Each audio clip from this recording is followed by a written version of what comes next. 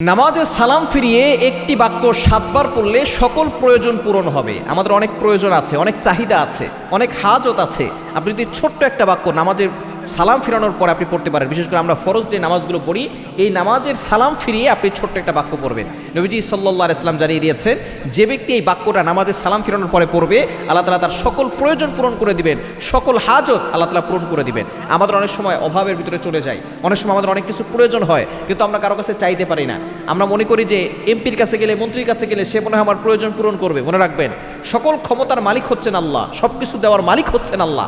আপনি 5 ওয়াক্ত নামাজ মাস্ট বি পড়বেন। নামাজ না পড়লে কোনো আমলে কাজ হবে না। আপনি 5 ওয়াক্ত নামাজের পরেই, এই ফরজ নামাজের পরে দোয়া করলে দোয়া কবুল হয়। নবী সাল্লাল্লাহু আলাইহি সাল্লাম 5 ওয়াক্ত নামাজের পরে কিছু আমল করতেন, ফজরের নামাজের পরে এবং মাগরিবের নামাজের পরে বেশি আমল করতেন। তবে আপনি 5 ওয়াক্ত নামাজের পরেই, নামাজের সালাম ফিরানোর পরেই আপনি আল্লাহু আকবার একবার পড়বেন, 3 বার আস্তাগফিরুল্লাহ পড়বেন, এরপরে আপনি এই দোয়াটা পড়বেন, ইয়া কাদিয়াল হাজাত, ইয়া কাদিয়াল হাজাত, ইয়া কাদিয়াল হাজাত। এটা আপনি 7 বার পড়বেন।